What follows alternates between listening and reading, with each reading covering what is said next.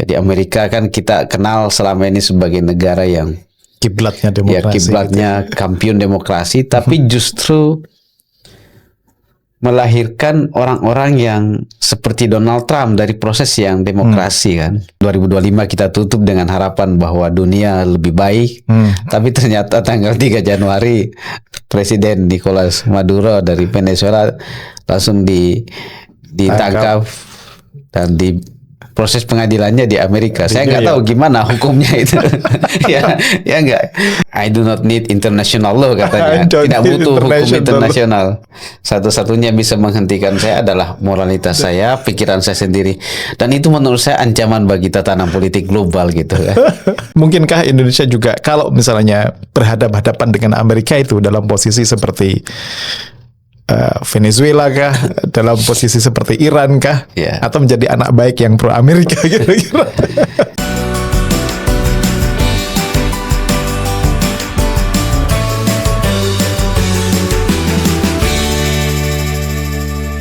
Assalamualaikum warahmatullahi wabarakatuh. Jumpa lagi di Wonder Home Podcast, masih bersama saya Syifa Amin.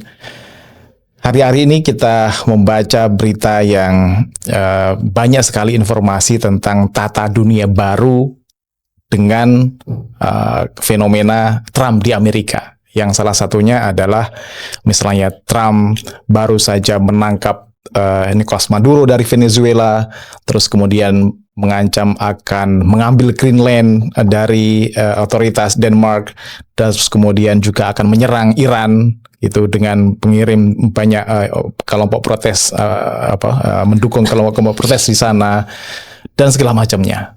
Nah, ini mau dibawa kemana kira-kira dunia baru ini? Dan nggak ada orang yang paling tepat untuk kita ajak ngobrol kecuali pakar kita yang satu ini, Mas Ahmad Sahidi. Gimana Mas Ahmad? Baik, alhamdulillah sehat. Ini bisa ngobrol lagi ya, merespon isu-isu yang lagi hangat dan kontroversi saya kira. Kontroversi, apalagi dengan gaya Donald Trump yang baru ini ya. Nah, kalau melihat ini ya kejadian akhir-akhir ini Mas Ahmad ya. Trump dengan begitu terus terang belatan gitu ya, fenomena dia menangkap Nicolas Maduro yang merupakan presiden sah di Venezuela dengan infiltrasi militer, intelijen dan segala macam, menangkapnya, membawa ke Amerika dan diadili di sana. Yang Mas Ahmad baca ini fenomena apa sebenarnya kayak gini? Kayaknya belum ada presiden sebelumnya seperti itu. Ya baik, Amerika kan memang kita kenal sebagai negara yang polisi dunia bisa melakukan apa saja. Tapi ini Trump berbeda saya kira gitu kan. Dia berbeda dengan presiden-presiden Amerika sebelumnya dalam banyak isu. Ya, saya mengikuti Trump itu sejak munculnya di 2016. Saya di punya periode pertamanya dulu ya. Iya, saya mengikuti bagaimana figurnya, membaca, dan juga ya saya nulis beberapa buku dan jurnal terkait dengan Donald Trump. Ya memang Trump itu kan dia adalah sosok yang sangat kontroversial, dan dia adalah orang kuat yang mengerikan gitu.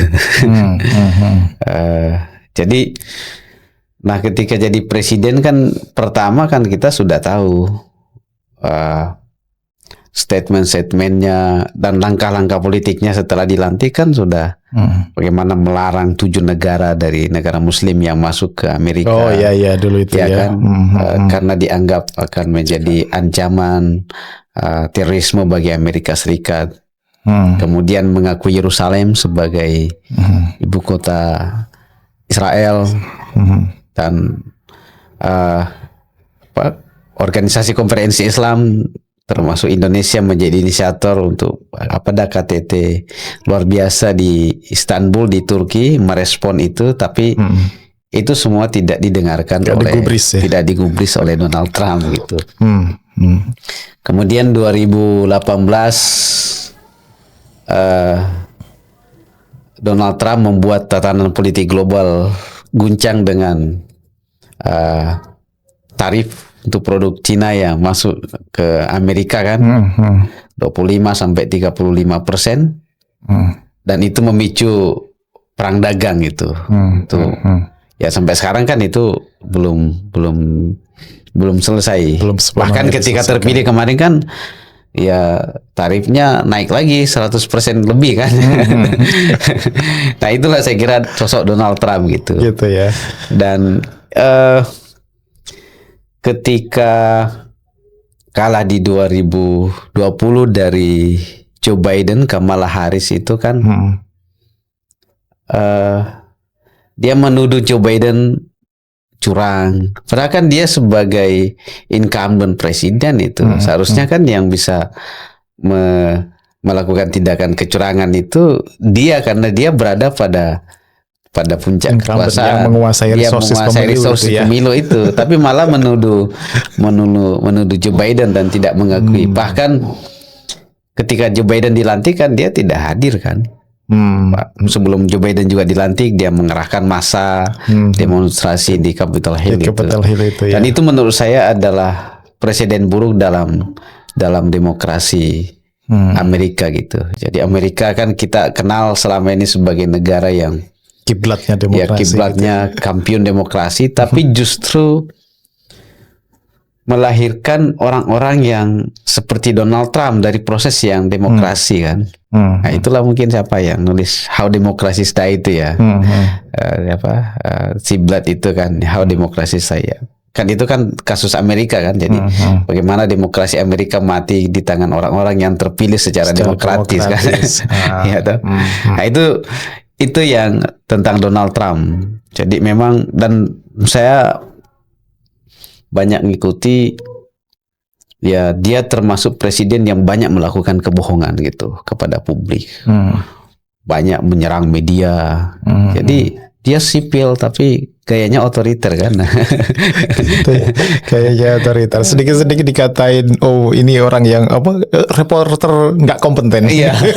Ini bahkan bodoh dibilang. Jadi dia banyak sekali melakukan serangan terhadap media gitu, Donald Trump gitu. Nah itu saya kira Nah ketika terpilih kemarin jadi presiden kembali itu saya juga bertanya, kok bisa ya Trump itu terpilih kembali?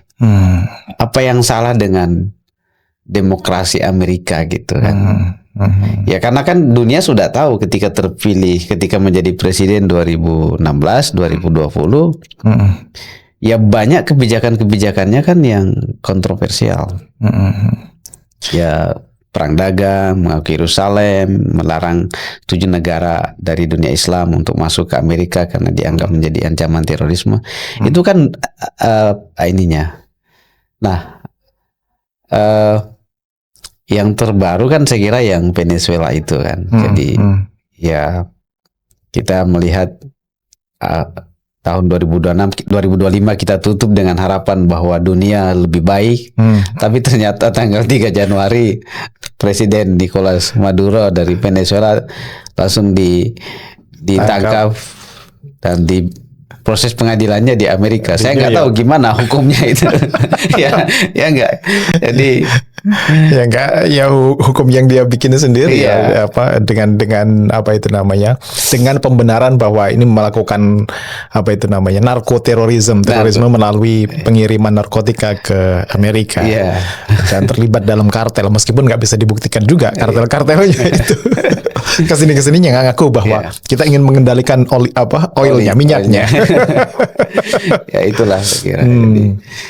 Ya dalam konteks let's say kan jargonnya kan make America great again itu. Mungkin fokus yang di periode pertamanya tadi itu memang ya shocking, membuat dunia terkejut-kejut, melarang orang 7 negara masuk ke Amerika dan segala macamnya. Kemudian sekarang juga demikian.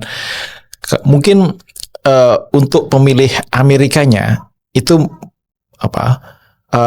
kebanggaan menjadi orang Amerikanya itu terpenuhi dengan retorika-retorika yang dibuat oleh Trump itu dipandang bagi orang luar Amerika sebagai tadi kebohongan dan segala macam itu isu kesekian lah kira-kira begitu kira-kira.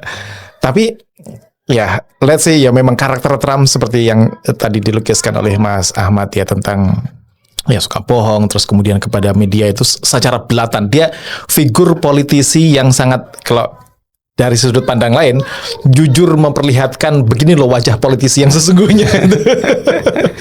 Berbohong, oke. Terus kemudian menghina orang, oke gitu. Tidak menghadiri pelantikan presiden rivalnya, oke. Padahal kan itu adalah tabu-tabu. Meskipun secara posisi politik diametral, biasanya saling menghormati, respect satu sama lain, dan itu nggak terjadi di kamusnya Trump. Gitu. Tidak terjadi. Nah, kira-kira dia berhasil lah ya, berhasil secara politik maupun militer tadi itu meruntuhkan rezim Maduro di Venezuela. Kira-kira impact-nya, keberhasilan dalam tanda kutip keberhasilan lah, karena kan dia mendeklarasikan ini sebagai sebuah kemenangan begitu, soal etik dan segala macam, soal kesekian lah. Impactnya apa ini bagi dunia kira-kira Mas? Ya baik, ya tadi kan masih penyinggung jargon politik kampanyenya waktu 2016 kan, Make America Great Again kan. Kalau saya membacanya kan Make America Great Again itu berarti Trump dan mungkin orang Amerika secara luas itu kan sudah melihat bahwa supremasi politik global Amerika itu sudah tergerus gitu, ya kan? Secara implisit ada pengakuan itu. Jadi ketika dia mengatakan Make America Great Again, berarti kan dia sebagai negara superpower itu kan sudah tidak sekuat dulu lagi. Dan itu kan ya memang sudah banyak data-data, sama dalam bukunya Noam Chomsky juga, Who Rules the World kan dia sudah cerita di situ. Who rules the world? Siapa yang menguasai dunia? Jadi Chomsky nulis bahwa Amerika itu pasca Perang Dunia Pertama itu menguasai perekonomian global kurang lebih 50%. Berarti kan powerful sekali, ya kan? Dia bisa melakukan apa saja kan kepada negara-negara di dunia. Tapi hari ini kan memang Amerika masih negara dengan kekuatan ekonomi nomor 1, tapi dia tinggal 24-25% kan. Artinya sudah berkurang 50% kekuatan ekonomi globalnya, dan diprediksi ke depan itu kan Cina yang akan menjadi negara dengan kekuatan ekonomi nomor 1. Dia akan kalah dari Cina, akan kalah dari India. Ya, kita Indonesia diprediksi masuk 5 besar kalau tidak ada aral melintang kan, diprediksi. Ya semoga kan. Nah itu jadi Donald Trump timnya sudah melihat ya supremasi politiknya sedang tergerus. Dan siapa yang membuat tergerus? Cina, Rusia kan. Berarti Mas Ahmad melihat secara ekonomi gurita ekonomi Cina ini sudah kemana-mana, dan itu menggerus lah dominasi Amerika secara ekonomi. Sebagai respon terhadap itu tadi, mulai tergerusnya dominasi di wilayah ekonomi, ini mau mengimbanginya dengan dominasi di wilayah politik, di wilayah militer, agar juga bisa masuk ke ekonomi gitu ya. Karena cara-cara persuasif kan sudah mental saya kira gitu kan. Ya kita pertarungan yang fair ini. Kita tahu Cina kan sudah di mana-mana kan. Ya dia di Afrika ya kan. Saya di S2 HIWM kan ada beberapa mahasiswa dari Afrika itu cerita itu bagaimana Cina di sana. Betul, tambang-tambang Cina gitu ya. Di Timur Tengah ya kan. Timur Tengah. Betul. Ya, kereta cepat dari Madinah ke Mekah itu kan ya Cina tuh. Cina punya. Kemudian Artinya di Indonesia juga. Saya ke Pakistan itu juga gitu. Iya. Orang lebih hormat segan pada orang Cina ketimbang kepada orang-orang di luar Cina. Iya. Jadi mereka begitu respectful karena ya itu tadi ekonominya yang menguasainya juga mereka, supply militer juga dari mereka. Ya, perang dagang antara Amerika Cina 2018 itu kan ya itu karena ya Amerika kalah di domestik aja kan. Jadi produk-produk Amerika kan kalah dengan produk-produk Cina.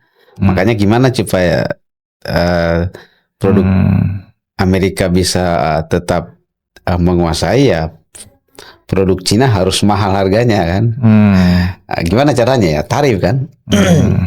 Karena kan ya diketok di tarifnya. Bagi mereka itu kan, kalau Amerika kalau ya pandangan ekonominya kan, kalau barang itu punya kualitas bagus kan pasti akan laku dah. Kalau Cina kan barang itu akan laku kalau murah. Bagus di kemasannya saja boleh lah gitu. Nah, ternyata yang menang kan produk Cina kan. Nah, makanya Trump melihat, wah ini produk Amerika sudah kalah bahkan di domestik, maka yaitu perang dagang terjadi 2018. Jadi saya melihat ya memang Amerika sudah melihat bahwa supremasi politik globalnya sudah tergerus, dan Cina, Rusia itu adalah dua negara yang selalu bekerja sama untuk mengganggu, menggerus supremasi politik global Amerika. Dan ya Amitav Acharya juga salah satu dosen di Amerika, ya sedang nulis buku The End of American World Order. Jadi berakhirnya ya tatanan politik global Amerika. Jadi Amitav Acharya juga sudah melihat ya supremasi politik global Amerika itu sudah tergerus. Itu hanya menunggu waktu saja sebenarnya. Make sense dong berarti. Tindakan-tindakan Trump itu secara politik dan skala militer sah-sah saja. Maksudnya dari sudut pandang mereka ya untuk mengembalikan dominasi dan superpowernya itu. Makanya negara-negara yang anti Amerika, ya gimana caranya supaya mereka tidak mereka supaya bisa beralih menjadi pro Amerika kan. Ya kita tahu Venezuela itu kan ya tentu masih Pak tahu ya, sebagai kita mantan aktivis kan ya, diskurs begitu kan kita tahu. Ya, diskurs kiri Amerika kan, Latin Amerika Latin kan ya dulu di Amerika Latin ya ada Che Guevara, kemudian Fidel Castro. Kemudian Hugo Chavez di Venezuela, Evo Morales di Bolivia kan. Ini kan pemimpin-pemimpin dunia yang sangat anti dengan kapitalisme, anti dengan Amerika Serikat. Dan ya Venezuela tentu dia aliasinya dengan Cina, dengan Rusia. Ya bahkan transaksi minyaknya kan yang saya baca itu tidak pakai dolar Amerika, tapi ya pakai mata uang Cina gitu. Berarti kan itu upaya dedolarisasi kan. Jadi ya Amerika menguasai dunia dengan menjadikan dolar sebagai mata uang global. Nah Cina kan dedolarisasi. Nah salah satu negara yang ikut terlibat dalam dedolarisasi adalah Kuba kan. Jadi artinya pengaruh Cina ini kan gimana caranya supaya di stop. Jadi saya masih melihatnya ya serangan invasi Amerika ke Venezuela itu ya tidak lepas dari rivalitas antara Amerika versus Cina. Cina, Rusia ini, ya. Ya shock doktrin itu kan ya. Jadi dalam bukunya Noam Chomsky itu ya negara-negara yang anti Amerika dibuat shock, dibuat guncangan, kemudian ganti pemimpinnya menjadi pro Amerika. Dan itu yang dilakukan oleh Donald Trump kan, dan terang-terangan saya kira. Dan terang-terangan, dan tidak hanya konteksnya, kalau di konteks Venezuela itu tidak hanya mengganti dengan pemimpin yang disukai oleh rakyat Venezuela misalnya.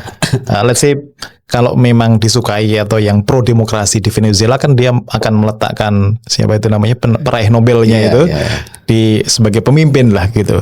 Sekarang tidak, malah dikendalikan sendiri. Ini bukan sekedar tadi diplomasi yang halus, yang shock shock doktrin, terus kemudian memunculkan kepemimpinan lokal gitu. Ini adalah cerminan dari imperialisme klasik jadinya. Ya, apalagi Trump kan dia ngomong ya, I do not need international law katanya. Tidak butuh hukum internasional. Satu-satunya bisa menghentikan saya adalah moralitas saya, pikiran saya sendiri. Dan itu menurut saya ancaman bagi tatanan politik global gitu kan. Jadi artinya kan tidak ada hukum internasional kalau begitu kan. Tidak ada hukum internasional. Itu bagi kalangan idealis aja tuh. Iya. Tidak ada hukum internasional. Jadi ya saya tidak butuh hukum internasional kata dia. Satu-satunya yang bisa menghentikan saya adalah pikiran saya sendiri, moralitas saya sendiri. Nah persoalannya moralitasnya itu kan berbeda dengan moralitas yang kita pahami. Dan kadang juga berbeda dengan moralitas dia hari ini akan berbeda dengan hari berikutnya. So unpredictable, susah diprediksi. Kalau dalam konteks Greenland ini setelah Venezuela itu kan dia juga mengancam Greenland. Konteksnya juga masih tension power domination itu tadi. Iya, jadi ya kita melihat itu tadi dia kan sudah tidak butuh, I do not need international law katanya. Jadi sudah tidak butuh hukum internasional. Nah makanya kalau saya lihat ini kan politik luar negeri yang sudah sangat barbar menurut saya. Kita tahulah Amerika dari dulu kan selalu menginvasi negara-negara dengan alasan-alasan yang dibuat-buat. Tapi ini kan terlalu kasar menurut saya caranya kan. Kita tahu dulu Amerika menginvasi Irak 2003 dengan alasan pembenarnya bahwa Irak sedang mengembangkan senjata pemusnah massal, meski dalam perjalanannya kan tidak terbukti juga, kan tidak terbukti ketemu sampai sekarang. Tapi paling tidak masih menggunakan dalih yang menggunakan resolusi PBB kah, apakah gitu ya? Ini kan enggak gitu, nggak perlu. Jadi ya, nah ini makanya saya membaca ya apa yang dilakukan oleh Donald Trump sebenarnya make America great again, untuk mengembalikan supremasi politik global Amerika, tapi justru itu menurut saya akan membuat supremasi politik globalnya akan semakin tergerus. Ya karena kalau saya ngikuti beberapa respon dari negara-negara Eropa kan, beberapa yang dulunya melihat Amerika sebagai pelindung, sekarang melihat Amerika sebagai ancaman gitu. Nah ini kan kalau begini, Amerika sebagai ancaman, justru negara-negara Uni Eropa ini kan akan mencari pelindung lain. Nah ini kan ruang kosong yang bisa dimanfaatkan oleh Cina, oleh Rusia kan. Jadi justru itu yang membuat supremasi politik globalnya. Ya karena ya kita tahu dari pasca Perang Dunia Kedua kan Amerika dengan Eropa itu kan selalu bermitra ya. Ya dan itu mulai sejak 2000. Saya ingat waktu periode pertama Trump jadi presiden, dia kan pernah ngomong ya, Amerika terlalu banyak menghabiskan anggaran untuk menjamin keamanan sekutunya katanya. Nah itu kan artinya ya negara-negara sekutunya di Eropa kan pasti akan berpikir ya akan mencari pelindung lain. Tidak ada yang lain saya kira selain Cina dan Rusia kan. Dan Cina sudah, ya kita tahu Cina sudah buat Belt and Road Initiative ya kan. Dan itu awalnya lebih 60 negara bergabung, termasuk beberapa negara Eropa. Berarti kan ini indikasi supremasi politik global Amerika semakin tergerus. Nah, kasus Greenland ini kan kalau kita lihat respon pemimpin negara-negara Eropa kan dia resisten kan, melawan itu. Jadi itu tadi tidak menempatkan Amerika sebagai pelindung, ya kan? Selama ini kan Amerika sebagai pelindung kan, apalagi NATO ya, NATO gitu. Sekutu militer, aliansi militer yang aliansi pertahanan di situ, yang Denmark adalah salah satu anggotanya. Malah tanah yang mereka kuasai, yang mereka miliki akan dicaplok oleh Amerika. Nah, inilah saya kira Donald Trump itu ya memang sosok yang sangat kontroversial kan. Jadi ya bisa jadi memang politik luar negeri Donald Trump itu politik luar negeri yang merepresentasikan dirinya, bukan merepresentasikan Amerika menurut saya. Ya. Tapi in a sense ancaman-ancaman seperti itu juga ada hasilnya. Misalnya Indonesia ikut BRIC, diancam dengan tarif. Terus kemudian datang ke Amerika untuk negosiasi agar dihilangkan itu tarif atau dikurangi tarif itu, dan konsesinya barang Amerika ke sini zero tarif lah, katakan begitu. Itu kan keberhasilan itu memasukkan zero tarifnya itu. Mungkin ada target Trump lain, misalnya mau menguasai Greenland, ada yang menolak, dinaikkan tarif dagangnya juga kan begitu diancamnya itu. Ya mungkin dia makanya politik luar negeri kan out of the box. Out of the box. Kayak dewa mabuk gitu. Ya misalnya kasus ya dulu saya ingat waktu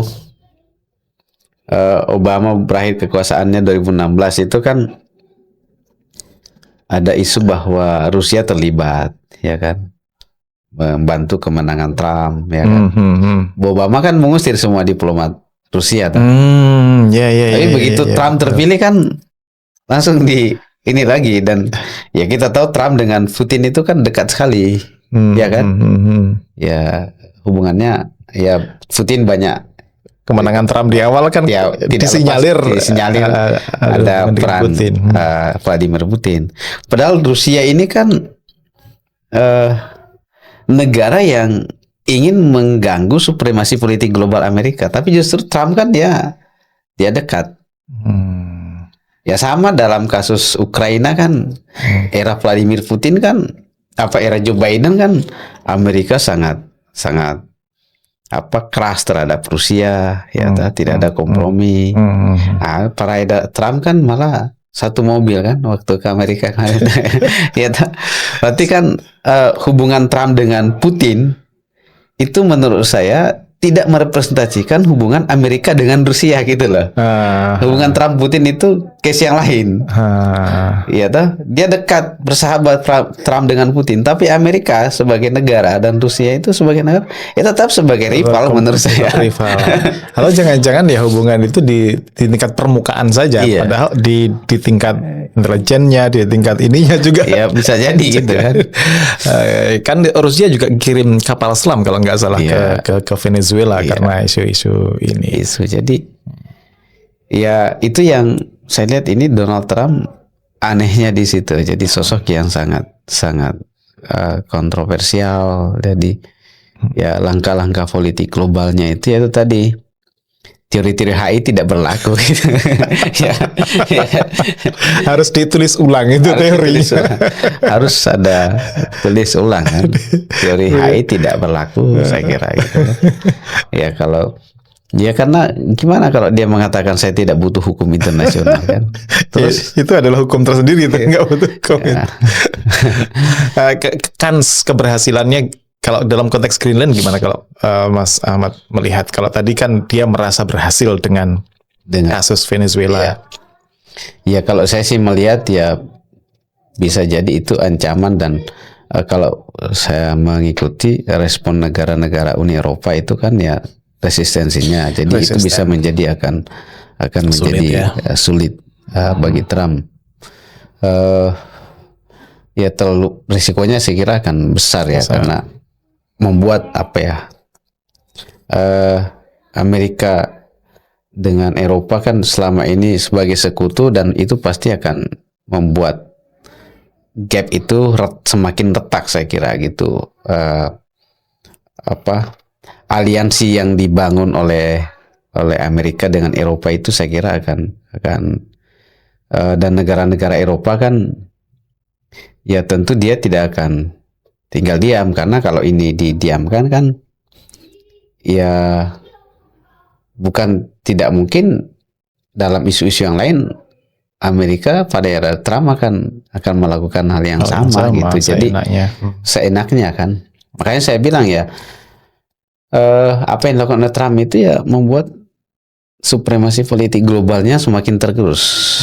Dan itu ya jauh sebelum Donald Trump sudah banyak hasil riset mengatakan ya tatanan politik global Amerika itu akan berakhir gitu. Hanya persoalan waktu.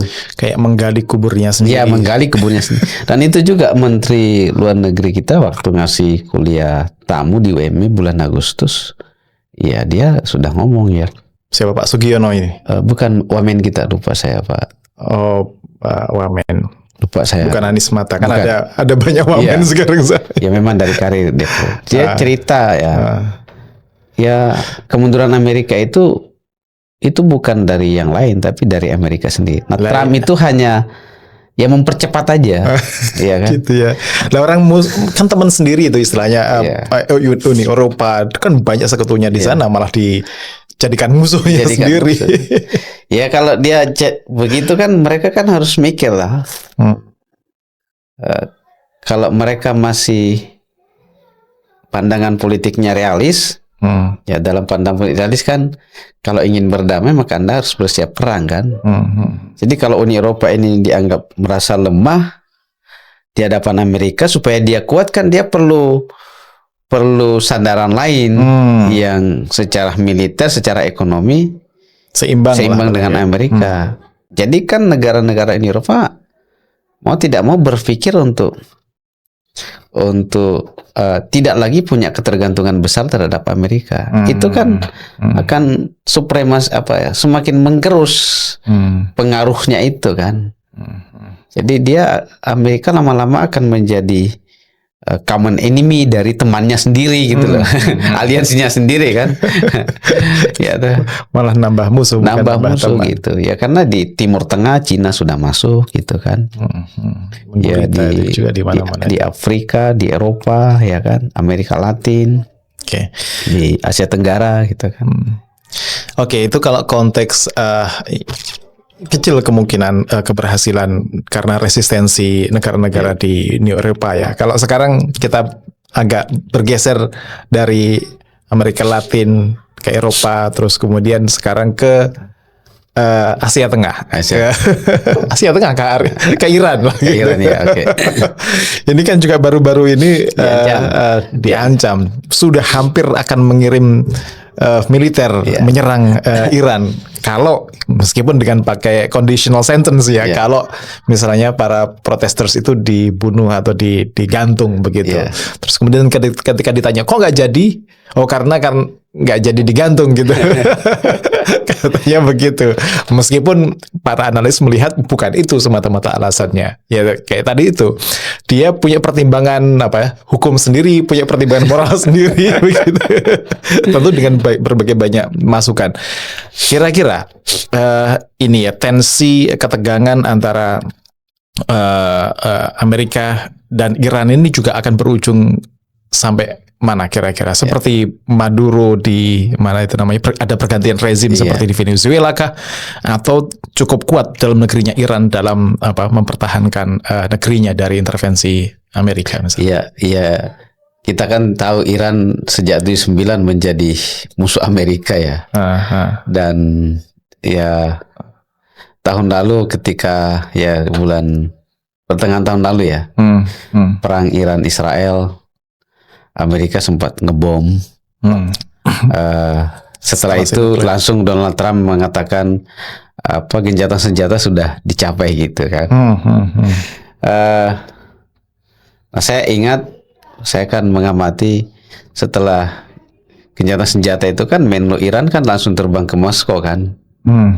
Tiba-tiba Trump mengumumkan gencatan senjata sudah dicapai, dan orang kan masyarakat global kan khawatir bahwa itu akan memicu perang dunia ketiga gitu.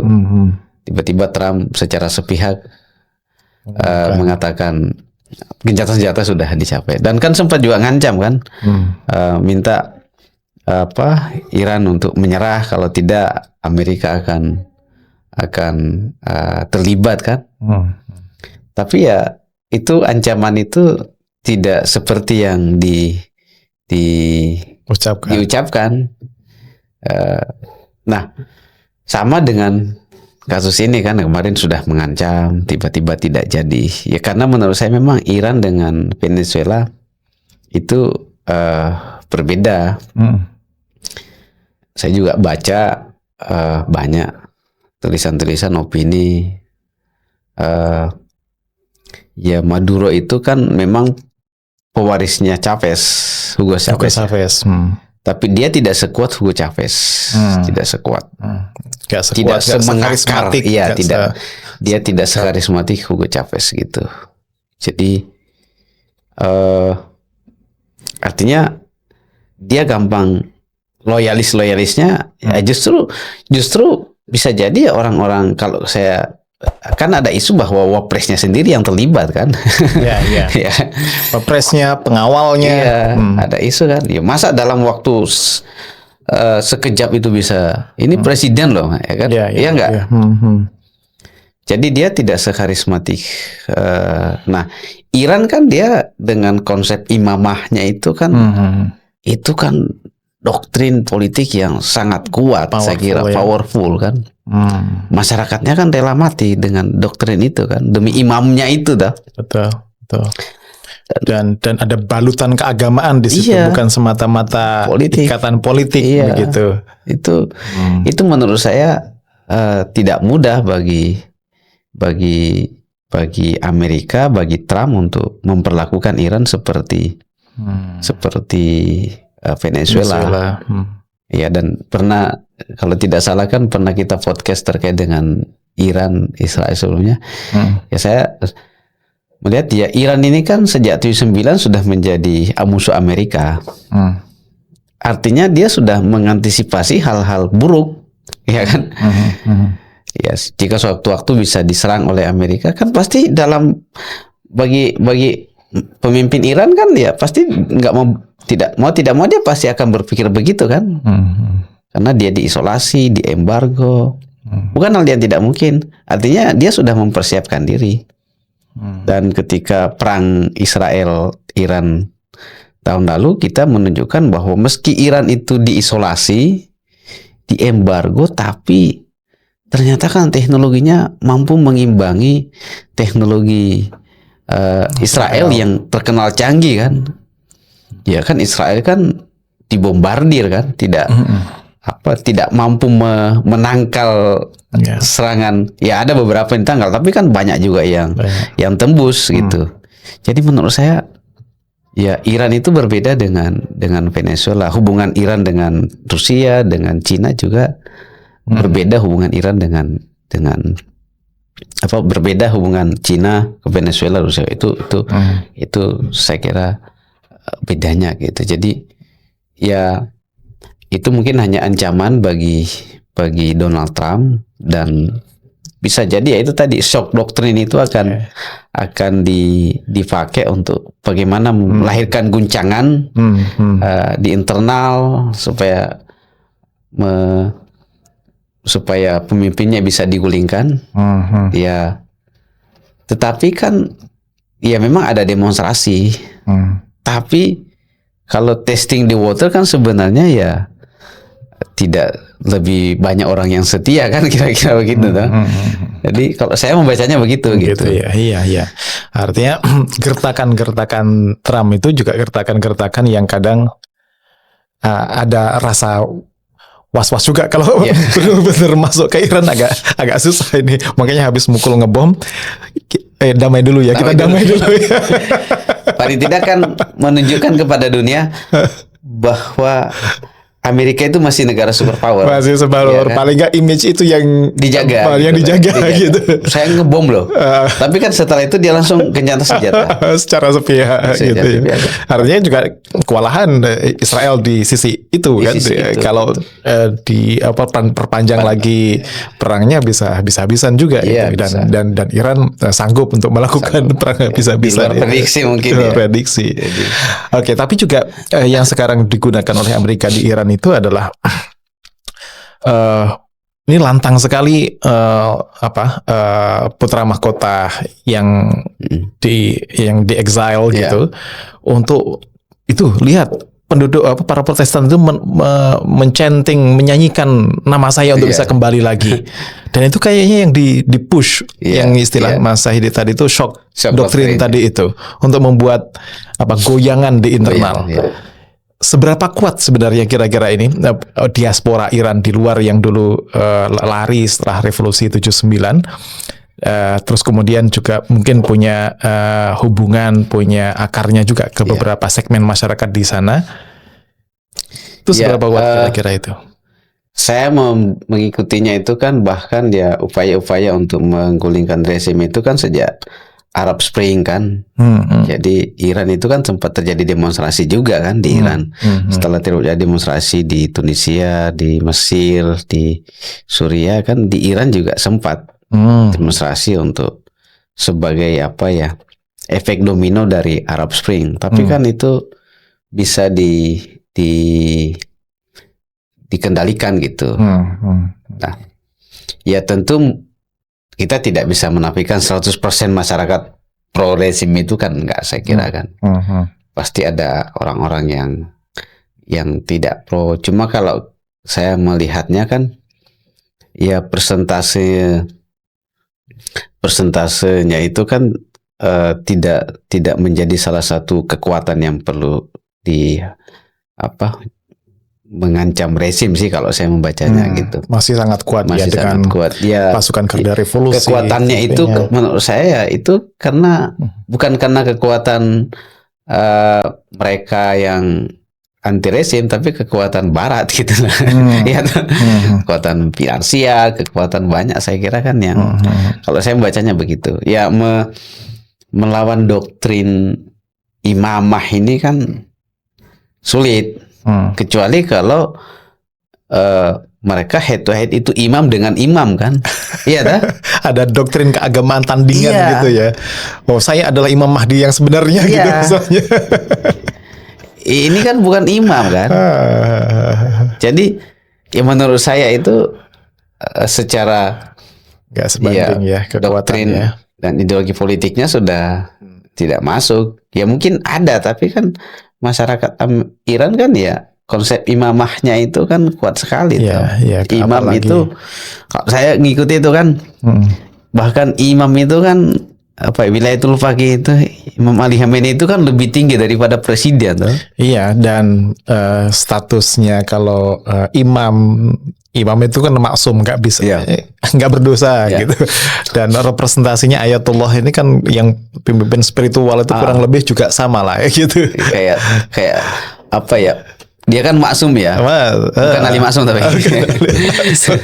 dia maksum ya, tidak bercacat, tidak berdosa kan. Dan dijadikan sebagai imam marja juga. Marja itu kan bukan hanya rujukan fatwa politik, keagamaan, kehidupan sehari-hari, itu rujukannya semuanya ke ini tadi, pemimpin spiritual tertinggi gitu. Jadi kalau dilawan dengan anak putra mahkota yang Reza Shah Pahlavi dia kan bukan imam gitu. Jadi secara ini kan dia sulit masuk ke teologi politik Iran itu kan. Ya mungkin dia punya basis pendukung, tapi kan basis pendukungnya rata-rata yang orang-orang yang berhasil yang dalam tanda kutip sekuler pro barat atau yang secara ini ingin mengembalikan kekaisaran Persia Syahnya begitu. Oke, itu tentang Iran. Sekarang bagian akhir ini kita ngobrol tentang kalau Indonesia gitu. Indonesia ada nggak kemungkinan atau posisi Indonesia berhadapan dengan Amerika ini, kira-kira modelnya model apa? Mungkinkah Indonesia juga kalau misalnya berhadapan dengan Amerika itu dalam posisi seperti Venezuela kah, dalam posisi seperti Iran kah, atau menjadi anak baik yang pro Amerika kira-kira? Ya, kalau saya membaca itu juga di bukunya almarhum Prof. Bambang Cipto juga sebenarnya sudah saya dulu baca itu, Amerika dari 65 sampai 90-an awal itu kan sangat kuat sekali membackup Indonesia kan. Ya karena punya kepentingan supaya Indonesia tidak masuk dalam blok Uni Soviet kan. Maka pasca Uni Soviet runtuh ya Amerika sudah tidak punya kepentingan begitu besar untuk membackup mati-matian. Makanya ya ketika terjadi demonstrasi kan Amerika sudah istilahnya sudah mengikhlaskan Soeharto jatuh kan. Nah, tapi kan pasca reformasi 98 setelah 3 dekade kan kita melihat terjadi pergeseran dinamika politik global kan.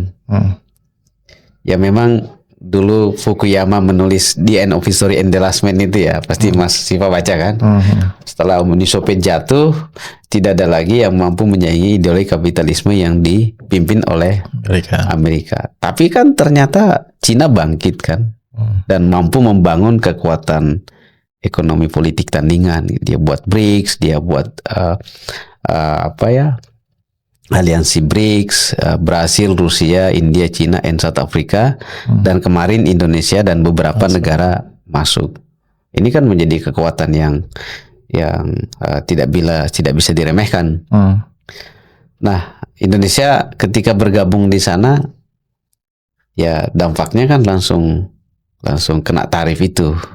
Jadi ya mungkin tidak seperti Venezuela sih ya, tapi kan nantinya ya kita harus hati-hati juga gitu. Misalnya Venezuela salah satunya ya karena transaksinya dengan Cina banyak tidak menggunakan dolar. Artinya kan ya untuk mengganggu supremasi politik Amerika kan tentu upayanya kan dedolarisasi salah satunya kan. Venezuela kan dedolarisasi. Nah itu mungkin bisa menjadi catatan. Ya harus lebih hati-hati. Ya Cina ini kan dalam beberapa negara yang dia bangun kerjasama kan dedolarisasi kan. Dia tidak mau menggunakan ya misalnya kerjasama dengan Arab Saudi juga tidak menggunakan dolar transaksinya tapi yuan ya kan. Begitu juga dengan Venezuela.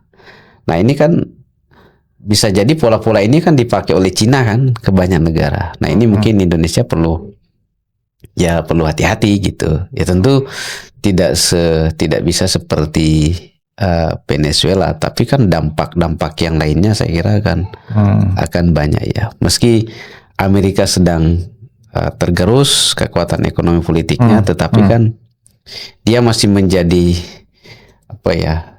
arus utama saya kira gitu kan.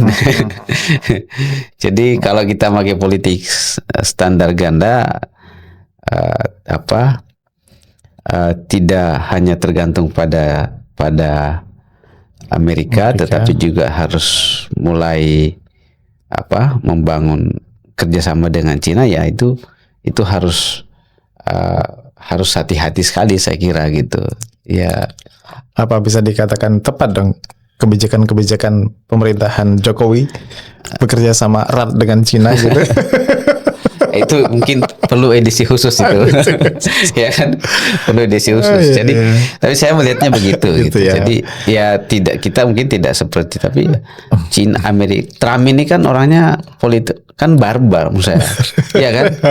Wah itu ya kayak kemarin waktu yang ikut KTT BRICS di Brasil kan ya semua kena sanksi dah. Indonesia, India, punya negara-negara yang ikut. Berarti kan pilihannya kamu dengan mereka atau dengan kita. Sementara kan saya itu dengan mereka tapi dengan kamu. Tapi ya modelnya Trump itu bisa kelihatan sangat menyerang gitu pada satu saat, tapi pada saat yang lain bisa kelihatan sangat friendly gitu. Misalnya kayak sama Prabowo waktu di Timur Tengah soal konferensi soal Gaza itu kan dia memuji-muji Prabowo segala macam kan. Sampai Prabowo bisik-bisik, saya pengen ketemu sama anakmu gitu. Untuk salah bisnis. Gitu ya. Ya kalau istilah siapa dulu itu Menteri Luar Negeri Marty Natalegawa ya. Kita harus bisa menjaga istilah dia itu equilibrium. Keseimbangan antara dua kekuatan besar ini tadi ya. Ya pintar-pintar main gitu, nggak hanya jadi apa itu namanya boneka dari salah satu negara superpower ini, karena ya bagaimanapun tetap harusnya kepentingan Indonesia menjadi first interest kita adalah kepentingan bangsa gitu. Betul. Jadi gitu ya. Nah, itu saya kira jadi pelajaran lah bagi ya di Indonesia ini kan Cina sudah masuk, saya kira kan. Sudah masuk juga. Sudah banyak proyek-proyek digarap oleh Cina. Nah itu kan harus lebih hati-hati. Hati-hati gitu juga. Trump ini ya barbar gitu. Itu sama sebenarnya, kalau saya lihat sama-sama potensi, kalau kita ada potensi barbarnya di kedua belah pihak kalau kita menyerahkan keseluruhan. Ya kayak kemarin apa itu namanya kasus bandara di Morowali itu kan. Dan kasus-kasus nikel itu kan semuanya Cina itu. Kalau kita nggak punya dignity, nggak punya bargain yang tepat begitu, ya kita menjadi bancakan negara adidaya gitu. Betul. Oke lah, gitu obrolan kita pagi ini. Ya tatanan dunia memang bergerak ke arah yang berbeda sekarang. Dengan gaya komunikasi dan gaya politiknya Trump tampaknya bagi masyarakat internasional agak suram ini. Agak suram. Tapi mudah-mudahan tercipta keseimbangan baru lah ya dalam konteks dunia, tidak dominasi Amerika yang sangat heavily dominated gitu. Demikian pula tidak di dari pool superpower yang lain, Cina maupun Rusia, sehingga nanti mudah-mudahan ada keseimbangan baru lah dalam tatanan dunia ini. Gitu. Oke. Obrolan kita hari ini dan makasih sudah menyimak. Mudah-mudahan bermanfaat. Kita jumpa lagi dalam obrolan-obrolan berikutnya. Assalamualaikum warahmatullahi wabarakatuh. Waalaikumsalam warahmatullahi wabarakatuh.